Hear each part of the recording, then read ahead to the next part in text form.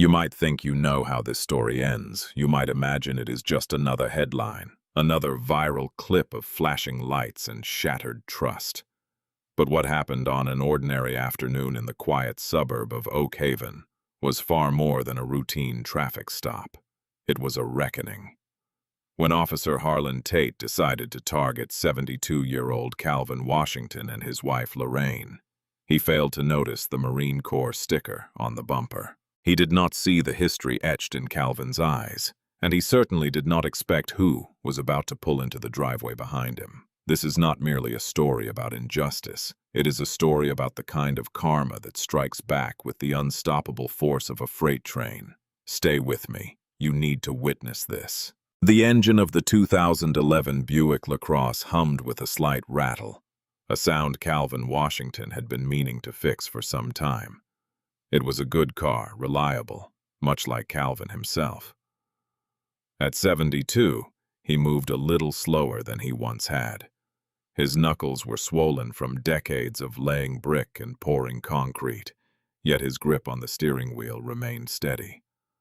Beside him, Lorraine adjusted her hat and smoothed the wrinkles of her floral dress, her eyes scanning the manicured lawns and towering oak trees of the neighborhood they were driving through. Oak Haven. The name sounded like money. It smelled like freshly cut grass and quiet exclusion. "Calvin, honey, check the GPS again. Are you sure this is the right turn?" Lorraine asked, her voice trembling slightly. It was not the navigation that worried her. It was the atmosphere. They were several hours from their modest home in South Chicago, deep in a suburb where the fences were white and the faces were not like theirs. "I got it, Lorraine. It is right up here on Sycamore Lane, number 402. Calvin said, his voice a low rumble. He reached over and patted her hand. "Stop worrying. We are just dropping off the keys and the pie. Xavier said the movers are due soon." Xavier. Their son. Their pride. The reason Calvin walked with his head high despite the ache in his back. Major Xavier Washington, United States Marine Corps. He had just been transferred to a base nearby and had bought a house in this pristine, quiet neighborhood. Calvin still could not quite believe it. His son owning a piece of the American dream that Calvin had only ever built for others. As they turned onto Sycamore Lane, the rearview mirror filled with the aggressive, shark-like grill of a Dodge Charger, a police cruiser. Calvin's stomach tightened. It was an involuntary reflex born of a lifetime of driving while black in America. He checked his speedometer. He was going 20 in a 25 zone. He checked his seatbelt. It was clicked. He glanced at Lorraine. She had gone rigid, her hands clutching her purse. "Just stay calm, Lorraine," Calvin whispered, though his own heart hammered against his ribs. "We are not doing anything wrong." The cruiser stayed on their bumper, uncomfortably close. Calvin could see two silhouettes in the front seat. He signaled right, preparing to pull into the driveway of 402 Sycamore. As soon as his tires touched the slope of the driveway, the lights flickered on. Blue and red exploded against the lush greenery of the suburban afternoon. The siren did not wail. It just gave a short, aggressive whoop. Calvin put the car in park and sighed, a sound heavy with exhaustion. "Here we go." Inside the cruiser, Officer Harlan Tate chewed on the end of a toothpick. His eyes narrowed behind aviator sunglasses. He was built like a linebacker, with a high and tight haircut and an ego that was loose and dangerous. He had transferred to Oak Haven PD after administrative issues in a city precinct, issues that had been buried under police union paperwork. Beside him sat Sergeant Lyle Corbin, thick around the middle, with a face that looked like worn leather. Corbin was a man who preferred a quiet shift, but he lacked the spine to rein Tate in. "What do we got, Tate?" Corbin asked, sipping lukewarm coffee. "Suspicious vehicle," Tate said, popping the door open. "Two subjects. Did not signal for a proper distance before the turn. And look at that car, Corbin. A beat-up Buick in Oak Haven. They are casing the place. Probably looking for packages to swipe off porches." "Tate, They are elderly, Corbin muttered, looking at the gray heads visible through the Buick's rear window. They are pulling into a driveway. Exactly. A driveway they do not belong in, Tate snapped. He adjusted his belt, his hand resting instinctively near his holster. I am going to run them. Watch my six. Tate stepped out into the heat. He did not walk. He stalked. He wanted a bust. He wanted action. And in his mind, two old black people in a rich white neighborhood were not visitors. They were targets. Calvin rolled the window down as the officer approached. He kept his hands visible, 10 and 2 on the wheel. He knew the drill. He knew the script better than he knew the Bible. Afternoon, officer, Calvin said, his voice level. Is there a problem? Tate did not answer immediately. He leaned down, resting his forearms on the window frame, invading Calvin's personal space. He smelled of stale energy drinks and aggression. He scanned the interior of the car, his eyes lingering on the sweet potato pie sitting in a box on Lorraine's lap. License and registration, Tate demanded, extending a hand. No greeting, no explanation. May I ask why I have been pulled over? Calvin asked gently. He moved one hand slowly toward his back pocket. Stop! Tate barked, his hand dropping to the grip of his Glock. I did not tell you to reach for anything. Hands on the wheel. Now. Lorraine let out a small yelp, dropping the pie box slightly. He is just getting his wallet, sir. Please, she said. Ma'am, keep your mouth shut. Tate snapped, looking at her with disdain. He turned back to Calvin. I stopped you because you failed to signal properly, and you are trespassing on private property. Now slowly, very slowly, get your ID. Calvin took a deep breath. His heart was racing, dangerously fast for a man with high blood pressure. He slowly retrieved his wallet and handed over his license, along with the registration, from the glove box. Tate snatched them. He looked at the license. Chicago. Figures. You are a long way from home, Calvin. He said the name with a mocking lilt. What are you doing in Oak Haven? We are visiting my son, Calvin said, trying to keep the tremor out of his voice. This is his house. We are dropping off a housewarming gift. Tate laughed. It was a cold, dry sound. He looked up at the expansive two-story brick colonial house. Your son owns this? Yeah, right. And I am the Queen of England. Who is your son? A rapper? Drug dealer? He is a major in the United States Marine Corps, Lorraine said, her voice finding a sudden steeliness. And you will speak of him with respect. Tate's face flushed red. He hated being challenged, especially by someone he viewed as beneath him. He leaned in further, his face inches from Calvin's. Get out of the car, he hissed. Officer, I have a bad hip, Calvin said. I have not done anything. I said get out of the car, now. Tate grabbed the door handle and yanked it open. Step out, or I will drag you out for failure to comply. Sergeant Corbin was standing by the cruiser, watching. He shifted uncomfortably. This was bad. This was unnecessary. Tate, he called out weakly. Maybe just run the plates and let him go. Stay back, Corbin. I got this, Tate shouted. He grabbed Calvin by the arm. The grip was tight, bruising. Calvin groaned as he was pulled from the seat. His legs, stiff from the drive, buckled slightly. Tate shoved him against the side of the Buick. Spread them. Calvin! Lorraine cried out, fumbling with her seatbelt to get to her husband. Stay in the car! Tate screamed at her, pointing a finger in her face. He kicked Calvin's ankles apart, hard.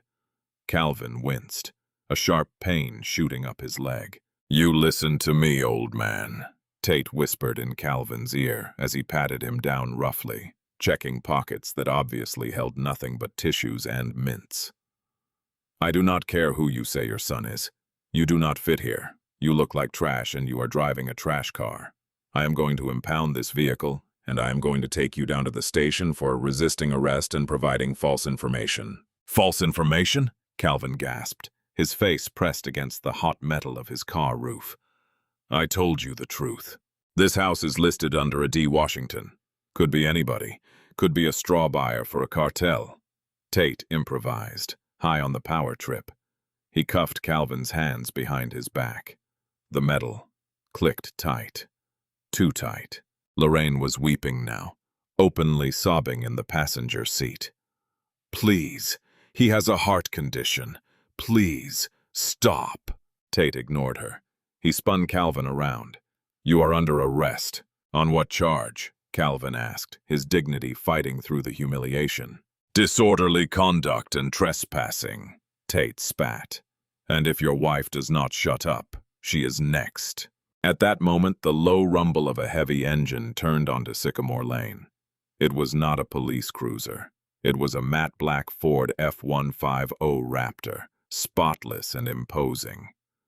It slowed as it approached the driveway, the driver taking in the scene, the flashing lights, the sobbing woman, and the elderly man in handcuffs, being manhandled by a young cop. The truck stopped right behind the police cruiser, blocking it in. The door opened. Tate looked up, annoyed at the interruption. "Keep moving, pal. Police business." But the man stepping out of the truck did not keep moving. He was 6'4", built like a tank, wearing crisp desert camouflage trousers and a tight black t-shirt that strained against his biceps. He wore sunglasses, but even through the tint, the fury was palpable. He did not run. He moved with the terrifying, controlled precision of a predator. Major Xavier Washington had arrived. The silence that descended on Sycamore Lane was heavy, broken only by the rhythmic flashing of the police strobes and the terrified whimpering of Lorraine Washington. Officer Harlan Tate turned from his captive, his hand hovering near his holster. He saw the size of the man approaching. He saw the military bearing, the way the man's shoulders were squared, the way his boots struck the pavement with a heavy, deliberate cadence. But Tate was too deep in his own adrenaline, too blinded by his prejudice, to see the rank or the reality. He saw a threat. He saw another black man challenging his authority. "I said stay back," Tate shouted, his voice cracking slightly. "This is an active crime scene. Get back in your truck, or you are going in cuffs too." Xavier Washington did not stop. He did not even blink. He removed his sunglasses, revealing eyes that burned with a cold, terrifying intelligence. He walked right past Tate as if the officer were a ghost, closing the distance to the Buick where his father was pressed against the hot metal. "Dad!" Xavier said softly, his voice a stark contrast to the thunder in his eyes. "You okay?" Calvin looked up, sweat dripping down his temple. The shame in his eyes broke Xavier's heart. "I'm okay, son, just my hip. And your mama?" Xavier's jaw tightened, a muscle feathering in his cheek. He turned his head slowly to look at Lorraine, who was trembling in the front seat, clutching the crushed box of sweet potato pie. "Mom, breathe. I am here now." "Hey, are you deaf?" Tate lunged forward, grabbing Xavier's shoulder to spin him around. It was a mistake. In a blur of motion, Xavier clamped his hand over Tate's wrist. He did not twist it. He did not break it. He just held it. The grip was immovable, like iron. He removed Tate's hand from his shoulder and dropped it with disdain. "Do not touch me," Xavier said. The volume was low, but the tone was absolute. It was the voice of a man who commanded battalions, a man who had led Marines through the dust of Helmand and the streets of Fallujah. "And do not touch my father again." Tate stumbled back, stunned by the physical power he had just encountered. His ego flared, hot and toxic. "That is assault on an officer. Corbin, get over here. Need backup." Sergeant Lyle Corbin approached slowly, his eyes wide. He was looking at Xavier's truck. He noticed the Department of Defense sticker on the windshield.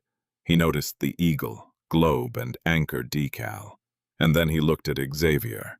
He saw the scar running down Xavier's forearm. He saw the discipline.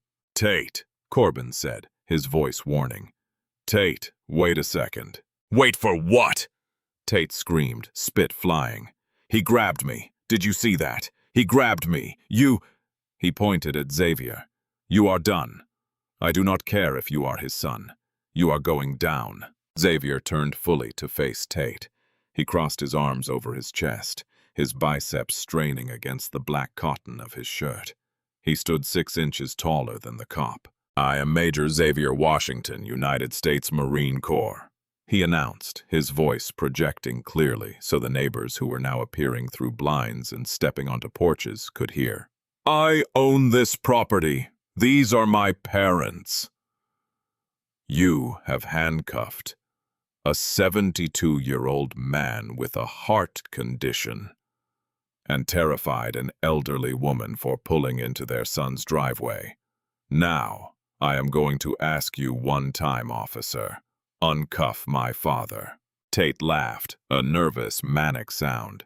"Major? Yeah, right. I can buy that t-shirt at the Army-Navy store. You think I'm stupid? You are trespassing, and now you are obstructing justice." He reached for his radio. "Dispatch, this is Unit 4 Alpha. I need immediate assistance at 4002 Sycamore. I have 3 non-compliant subjects. Situation is escalating. Send backup." And Xavier shook his head slowly. "You just made the worst mistake of your life, son." "Do not call me son!" Tate yelled, his hand dropping to his taser. "Get on the ground now, or I will light you up." "Xavier, baby, just do what he says. Please, I do not want you getting hurt," Calvin said. "I'm not getting hurt, Dad," Xavier said, his eyes never leaving Tate's face. "And neither are you. Not anymore." The standoff was interrupted by the sound of a screen door slamming. From the house next door, 404 Sycamore, a woman marched out. It was Mrs. Eleanor Whitman. She was the self-appointed matriarch of the neighborhood and the head of the homeowners association. She walked with a cane, but she moved with purpose. "What in God's name is going on here?" she demanded, her voice shrill. Tate smirked. Finally, a resident, a witness. "Ma'am, please step back. These individuals are trespassing." "Trespassing?" Mrs. Whitman squinted, adjusting her glasses. She looked at Xavier, and her face lit up. "Oh, is that you, Major Washington?" Tate froze. Xavier nodded politely, the mask of rage slipping for a fraction of a second to show respect to an elder. "Good afternoon, Mrs. Whitman. I apologize for the disturbance. I was just trying to move my parents in." "Move them in?" Tate stammered. "Mom, do you know this man?" "Know him?" Mrs. Whitman scoffed. She hobbled closer, ignoring Tate's gestures to stay back. "Of course I know him. The HOA board approved his application. Wonderful young man. Sent me a lovely letter introducing himself. And you," she pointed a shaking finger at Tate, "you are arresting his father. On what grounds? Being black on a weekday?" Tate's face turned a shade of purple. "Ma'am, the vehicle looks suspicious. It was a beat-up car in a high-value area. We have protocols." "It is a Buick," Mrs. Whitman shouted. "My husband drove a Buick. Unhand that man immediately. This is shameful. Absolutely shameful." By now, other neighbors were gathering. A young couple across the street had their phones out, recording everything. The red lights of the cameras acted like a spotlight on Tate's unraveling composure. "I do not care who know who." Tate doubled down, panic setting in. He could not back down now. If he backed down, he admitted he was wrong. If he admitted he was wrong, he admitted to racial profiling. In his mind, the only way out was through. He had to validate the arrest. "Back away, lady," Tate barked at Mrs. Whitman. He turned back to Xavier. "I do not care if you are the HOA president's best friend. I asked for ID from the driver, and he resisted. You interfered. That is the law." Xavier stepped closer, entering Tate's personal bubble. "He resisted. My father has never resisted a lawful order in his life. He built half the foundations in this county. Look at his hands, officer. Look at them." Xavier pointed to Calvin's hands twisted behind his back. "Those are working hands. They are swollen with arthritis, And you have those cuffs on the tightest setting. I can see his circulation cutting off. Back up! Tate pulled the taser from its holster and leveled it at Xavier's chest. The red laser dot danced on Xavier's sternum. The crowd gasped. Lorraine screamed, a raw, piercing sound. "Xavier!" Sergeant Corbin rushed forward. "Tate, put it down. That is a major. Put it down. He is threatening me." Tate screamed, his finger trembling on the trigger. "He is a threat." Xavier did not flinch. He did not raise his hands. He just looked at the weapon, then back at Tate's eyes. "You fire that weapon," Xavier said, his voice dropping to a whisper that carried more weight than a scream. "And you will end your career, your freedom, and your life as you know it. I am an officer of the United States military.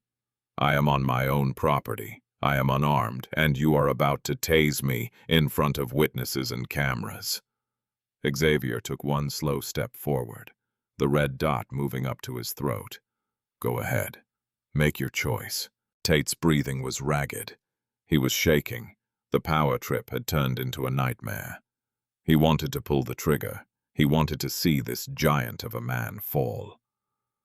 But the doubt was creeping in. The fake soldier narrative was crumbling. The neighbors were vouching for Xavier. And then Xavier slowly reached into his pocket. "Gun!" Tate shrieked. Xavier pulled out a black iPhone. He held it up slowly.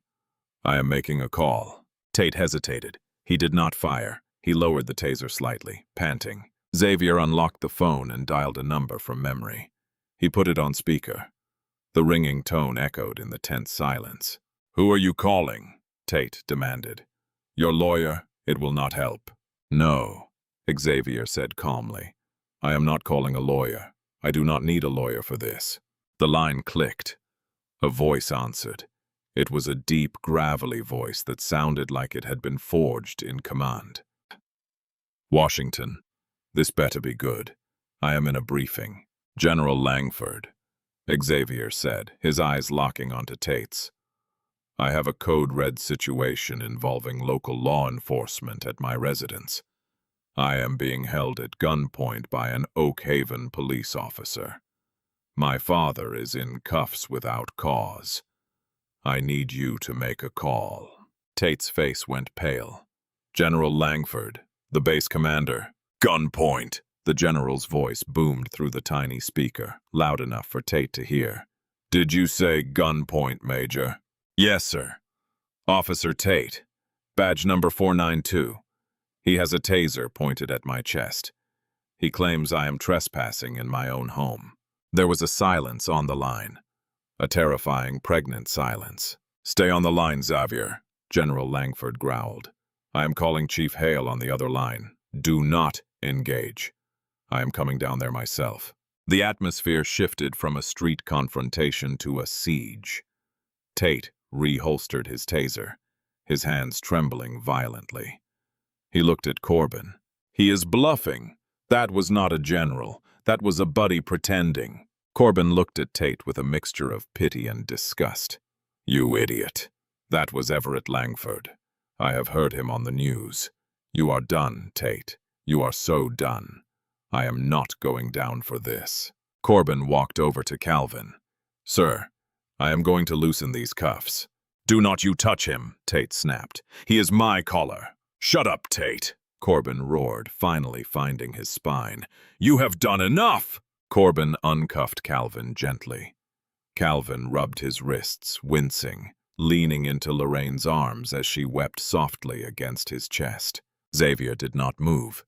He stood like a statue, watching the road. Minutes later, the sirens Tate had called for finally arrived. 2 more cruisers screeched onto the scene. 4 officers spilled out, hands on their weapons, looking for the dangerous subjects. They saw Tate standing by his car, looking pale. They saw an elderly couple hugging by a Buick. And they saw a mountain of a man in marine casuals standing in the middle of the driveway. "What is the situation?" a sergeant asked, rushing up to Tate. "Suspects were uncooperative." Tate stammered, trying to regain the narrative. "That man there, he threatened me. I had to draw my taser." The sergeant looked at Xavier. He looked at the neighbors who were now shouting, "He is lying and racist!" Before the sergeant could assess the scene, the sound of a helicopter chopped through the air. It was low, loud, and aggressive.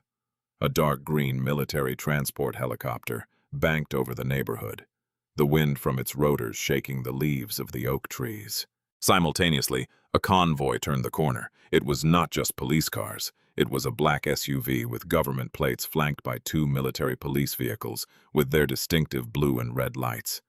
Following them was the Oak Haven police chief's car. The convoy screeched to a halt, blocking the entire street.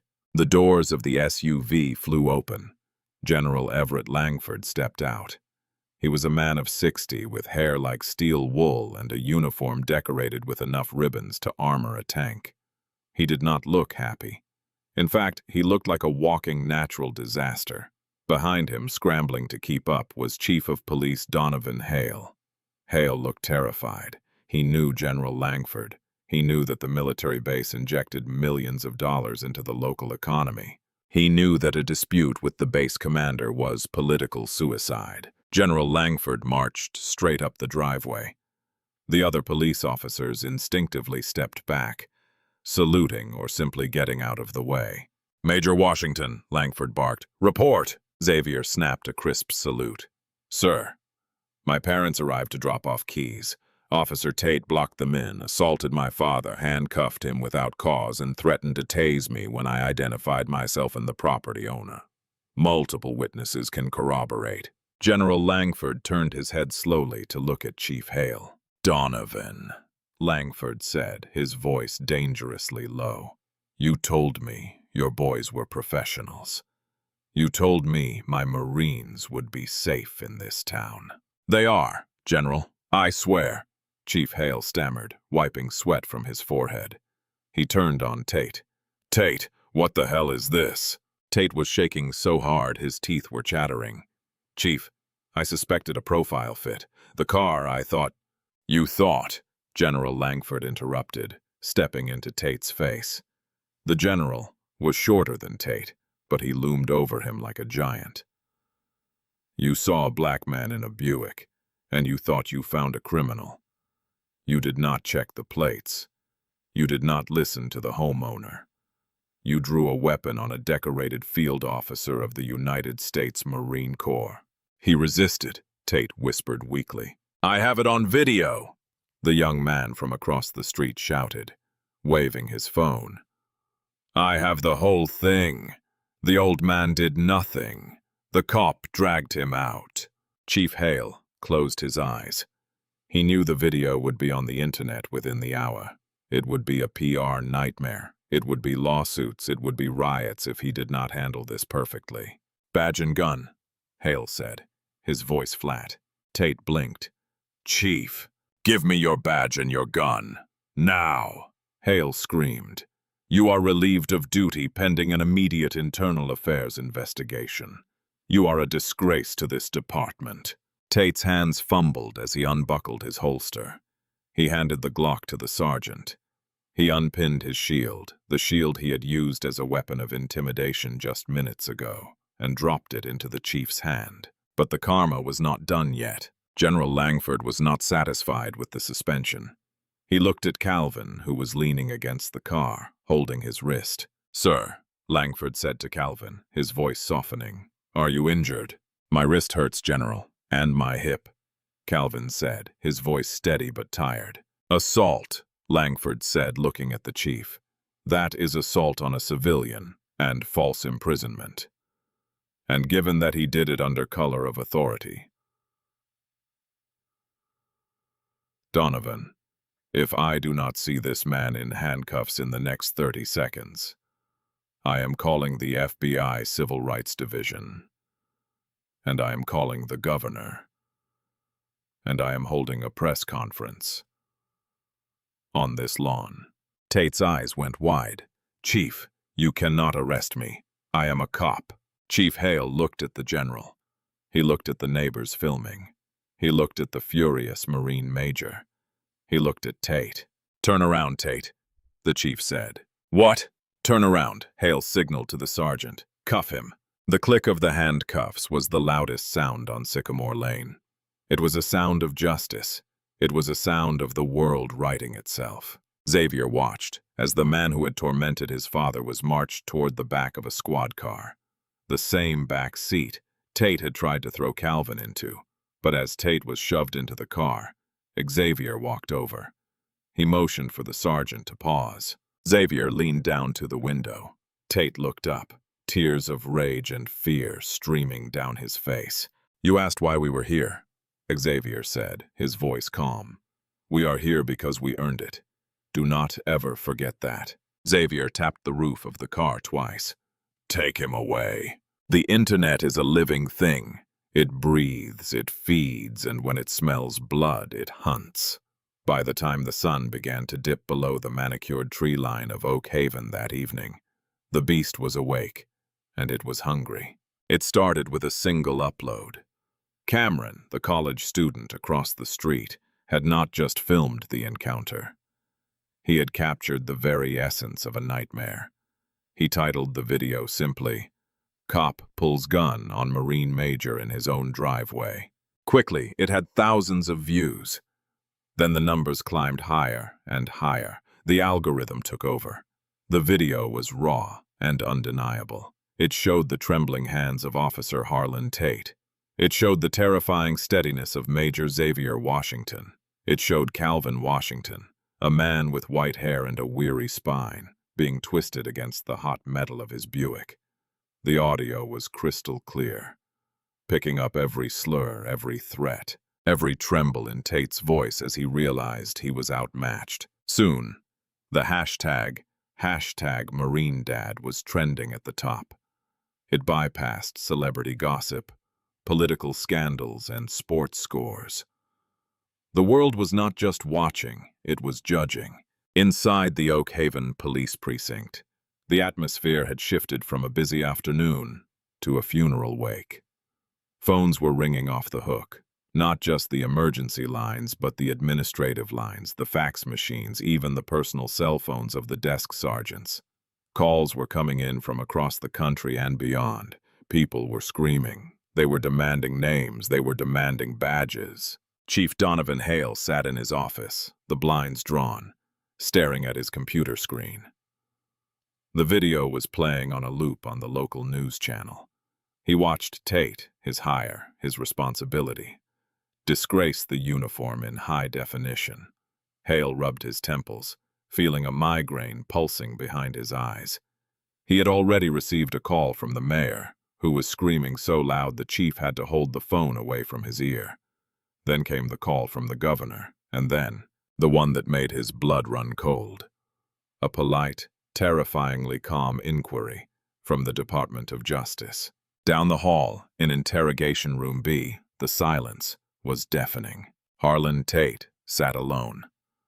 The room was a cold, windowless box of cinder block and steel, designed to break suspects.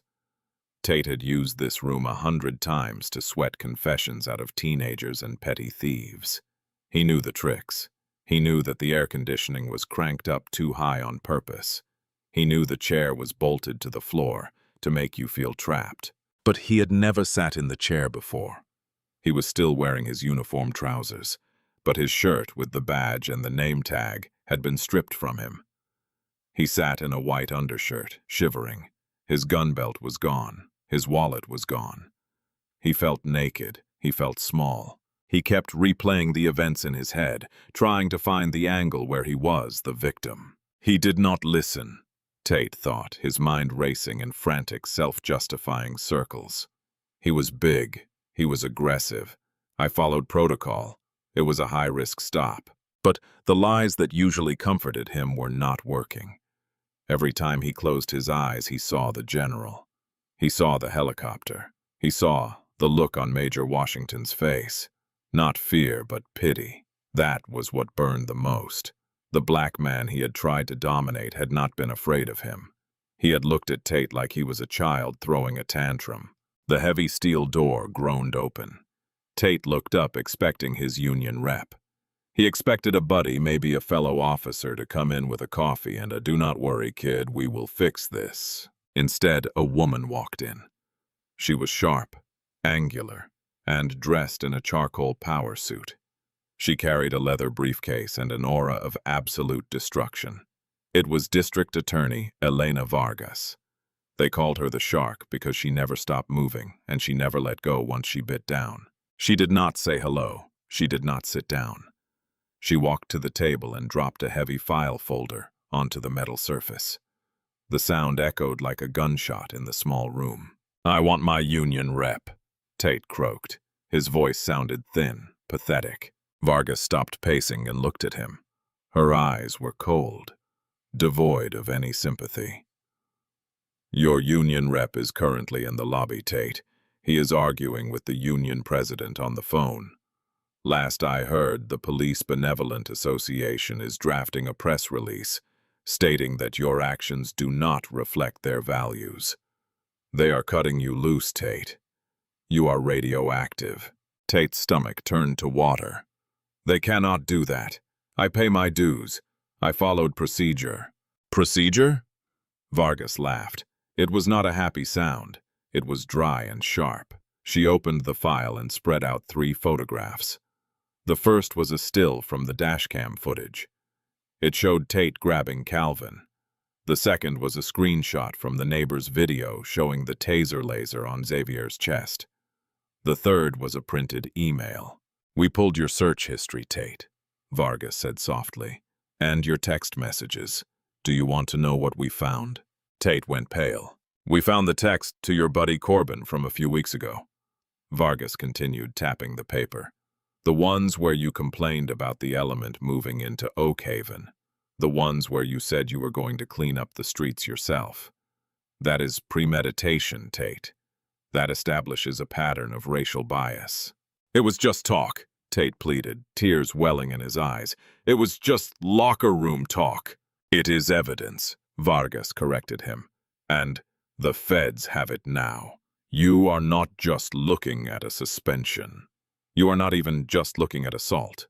She leaned in, placing both hands on the table, invading his space, just as he had invaded Calvin's.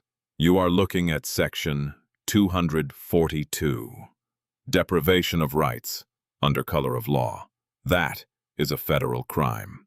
Then we have assault on an elderly person with an enhancement for hate crime motivation, false imprisonment, filing a false police report." She started ticking them off on her fingers. "I am looking at the sentencing guidelines, Tate. If we stack these consecutively, and believe me, I will move heaven and earth to stack them consecutively, you are looking at 20 years. Tate put his head in his hands and began to sob. It was an ugly, heaving sound. "I have a family, I have a mortgage, my wife is pregnant. You should have thought about your wife before you terrorized a 72-year-old grandmother," Vargas whispered, her voice venomous. "You should have thought about your mortgage before you put a taser to the chest of a man who has done more for this country in one tour of duty than you have done in your entire life." She stood up straight, smoothing her jacket. "We are arraigning you tomorrow morning at 9. I am asking for bail to be denied. I would suggest you get comfortable in that chair. It is the softest one you are going to sit in for a very long time." While Tate's life was being dismantled brick by brick in the interrogation room, a very different scene was unfolding at Oak Haven Memorial Hospital. The emergency room was chaotic, but in Trauma Room 4 there was a strange, reverent quiet. Calvin Washington sat on the edge of the bed. He was shirtless, his chest rising and falling in a slow rhythm. His right arm was encased in a fresh sling. The doctors had confirmed a severe sprain in the wrist, the ligaments stretched to the tearing point by the handcuffs. His left hip was a canvas of purple and black bruising, a souvenir from where Tate had kicked his legs apart. But Calvin was not looking at his injuries, he was looking at his wife. Lorraine was sitting in a plastic chair next to the bed, still clutching her purse. She had not let go of it for hours. Her eyes were red. her face puffy from crying. She looked smaller, frailer than she had that morning. "I am okay, Lorraine," Calvin said, his voice raspy. He reached out with his good hand and covered hers. "I am tough. You know that. Old concrete does not crack easy." Lorraine looked up, her lip trembling. "He hated us, Calvin. I saw it in his eyes. He did not even know us, and he hated us." That was the wound that would not show up on an X-ray. The psychological scar of being hunted. Xavier stood by the window, his back to the room. He was staring out at the parking lot, watching the lights of the city. He had changed out of his sweaty t-shirt into a fresh one brought by a friend, but he still felt the heat of the afternoon on his skin. He felt a rage so cold it burned. He had spent his career fighting enemies overseas, men who wanted to kill him for his flag, for his uniform. He understood that war. It had rules, it had lines. But this war on a suburban driveway, there were no rules here, just a man with a badge who thought he was a god. His phone buzzed. It was General Langford. Xavier answered, his voice devoid of emotion. "Sir." "Xavier." The general's voice was gravelly, tired, but firm. "I just got off the phone with the White House liaison. The president has seen the video." Xavier closed his eyes. "I did not want this to be a circus, General. I just wanted to move my parents in." "I know, son, but you do not get to choose the battlefield," Langford said. "You just choose how you fight. Listen to me. The base legal team is yours. JAG is already drafting briefs to assist the DA. We are going to bury this guy. But I need to know, how is your father?" Xavier turned and looked at Calvin. His dad was smiling weakly at Lorraine, trying to make her laugh about the hospital food. He looked tired, he looked old, but he did not look broken. "He is a Marine's dad, sir," Xavier said, his voice catching slightly. "He is holding the line." "Good," Langford said. "Take the night. Be with them. Your unit is stood down for 48 hours. That is an order." "Aye, sir." Xavier hung up. He walked over to the bed. The room was filling up with flowers. They were not just from friends. The hospital staff said deliveries were arriving from total strangers who had seen the news. A local bakery had sent over 3 dozen sweet potato pies with a note. "For the one that got dropped, welcome to the neighborhood." Xavier picked up the note and read it to his parents. Calvin chuckled, a genuine warm sound. "Well, now that is nice, but I bet it ain't as good as your mama's." Lorraine finally smiled, wiping her eyes. "You got that right." Xavier sat down on the stool at the foot of the bed. He looked at his father, then at his mother. "I am sorry," Xavier said. The words hung heavy in the air. Calvin frowned. "What are you sorry for, boy?" "I brought you here," Xavier said, looking at his hands. "I bought this house. I wanted to give you something nice, something safe. And, instead—" "Stop," Calvin said. The authority in his voice was instant. He was not the victim anymore. He was the father. "Xavier Washington, look at me." Xavier looked up. "You did not do this," Calvin said firmly. "That man did this. And if we had not been here, he would have done it to someone else, someone who could not fight back, someone who did not have a major for a son." Calvin winced as he shifted his hip, but he sat up straighter. "We exposed him, son. We pulled the cover off. That ain't something to be sorry for. That is God's work." Xavier took a deep breath. He felt the knot in his chest loosen just a fraction. "Besides," Calvin added, a mischievous glint returning to his eye, "I saw you handle that boy. Did not even throw a punch. Just stared him down. I taught you that." Xavier smiled. "Yeah, Pop, you did." The door opened again, and a nurse peeked in. "Major Washington, there is a crowd outside. A candlelight vigil. They are singing." Xavier stood up and walked to the window. He pulled the blinds back. Down in the hospital courtyard, hundreds of people had gathered. There were candles flickering in the darkness. There were signs that read, "Justice for Calvin," and Oak Haven stands with the Washingtons. It was not just black faces. It was white faces, Asian faces, Latino faces. It was the neighbors from Sycamore Lane. It was the young couple. It was Mrs. Whitman sitting in a wheelchair holding a candle. They were singing Amazing Grace. Xavier watched them for a long time. He realized then that the karma was not just about punishing Tate. That was the ugly part. The real karma, the hard, beautiful karma was this. It was the community rejecting the hate. It was the world rushing in to fill the hole that Tate had tried to dig. He turned back to his parents. "Mom, Dad," Xavier said softly, "you need to see this." Calvin and Lorraine slowly made their way to the window. Calvin leaned on Xavier's shoulder. They looked down at the sea of light. Lorraine gasped, her hand flying to her mouth. "Oh, my Lord!" Calvin watched the candles flickering in the night. Tears streamed down his face, but they were not tears of pain. They were tears of relief. "We are home, Lorraine," Calvin whispered. "We are really home." Xavier put his arms around both of them, his massive frame shielding them from the world. While outside, the song rose up into the night, louder and stronger than any siren. Justice is often depicted as a blind woman holding scales, but in the case of the people versus Harlan Tate, justice had eyes, and they were watching in high definition. When the case finally went to trial, the county courthouse had become a fortress of sorts. The proceedings had consumed the local media cycle, becoming a lightning rod for national debate. But inside courtroom 304, the noise of the outside world fell away, replaced by the suffocating tension of accountability. Harlan Tate sat at the defense table. He was unrecognizable from the swaggering tyrant who had patrolled Oak Haven. He had lost significant weight. His suit, purchased off the rack at a discount store, hung loosely on his frame. His skin was sallow, the result of months in protective custody, where he was despised by both inmates and guards.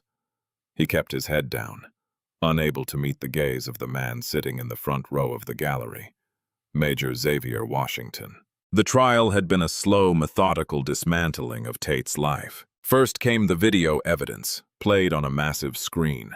The jury watched in silence as Tate escalated a traffic stop into an assault. They heard the fear in Lorraine's voice. They saw the calm discipline of Xavier. The contrast was damning. Tate's defense attorney tried to argue that the officer had perceived a threat, but the footage did not lie. The only threat on that driveway had been Tate himself. Then came the witnesses. Sergeant Lyle Corbin, Tate's former partner, took the stand in exchange for immunity. He did not look at Tate once. He stared straight ahead and detailed the culture of toxicity Tate had brought to the precinct. The racial slurs whispered in the cruiser, the hunger for conflict, the bragging about putting people in their place. Then came Mrs. Eleanor Whitman. The HOA president walked to the stand with her cane, but her voice was as sharp as a razor. She described Tate as a rabid animal, and Xavier as the finest young man to move onto their street in years. When the defense tried to suggest she was biased, she simply adjusted her glasses and said, "I am biased against bullies, sir. And that man is a bully." But the nail in the coffin was Calvin Washington. Calvin did not scream. He did not rage. He sat in the witness box, his wrist still wrapped in a brace, and spoke with the quiet dignity of a man who had built his life with his own 2 hands. He told the jury about the pain in his hip. He told them about the terror of seeing a gun drawn on his son. But mostly he spoke about the humiliation. "I have lived 72 years, Calvin told the hushed courtroom. "I have followed the law. I have paid my taxes. I raised a Marine, and in that moment, he made me feel like I was nothing, like I was dirt on his shoe." The jury deliberated for less than 3 hours. When they returned, the foreman, a middle-aged schoolteacher, didn't hesitate. "We find the defendant, Harlan Tate, guilty on all counts. Guilty of deprivation of rights under color of law, guilty of aggravated assault on an elderly person, guilty of false imprisonment, Judge Patricia Lang, a woman known for her measured approach, looked down at Tate over her spectacles. There was no leniency in her eyes that day. "Mr. Tate, please stand," she commanded. Tate stood, his legs shaking so violently the table rattled. "You were given a badge, a gun, and the public trust," Judge Lang said, her voice echoing off the mahogany walls. "You used them as weapons of terror. You saw Mr. and Mrs. Washington not as citizens to be served, but as prey to be hunted. You have disgraced your uniform, and you have scarred this community." She paused, letting the weight of the moment settle. "I sentence you to 8 years in state prison, followed by 3 years of supervised probation. You are immediately remanded into custody." The sound of the bailiff's handcuffs clicking onto Tate's wrists was the loudest sound in the world. It was a poetic reversal. The metal snapped shut, binding the hands that had once abused their power. Tate looked back in the gallery, tears streaming down his face, searching for sympathy. He found none. Xavier did not smile. He did not cheer. He simply nodded, a single solemn acknowledgement that the debt had been paid. As the seasons turned and healing took root, the leaves on the oak trees of Sycamore Lane changed from green to gold to bare, and then, finally, back to a lush, vibrant green. On a warm evening, the backyard of 402 Sycamore Lane was transformed. The for sale sign that some neighbors had whispered might appear after the incident never came. Instead, Xavier had dug in. He had built a massive deck. He had planted a garden for his mother. Today, the yard was full. It was a tapestry of modern America. There were Marines from Xavier's unit, men and women of every race and background laughing and drinking cold beer. There were the neighbors. Mrs. Whitman was sitting in the shade, lecturing a gunnery sergeant on the proper way to deadhead petunias. The young couple from across the street, Cameron and his girlfriend, were playing cornhole with Xavier's cousins from Chicago. And there, in the center of it all, was Calvin Washington. He stood by the grill, wearing an apron that said, "The Grill Sergeant." He was flipping ribs with expert precision. His wrist had healed, though it still ached when the rain came, a permanent reminder of the storm he had weathered. But his laugh was loud and clear. Xavier walked up the steps of the deck, handing his father a cold lemonade.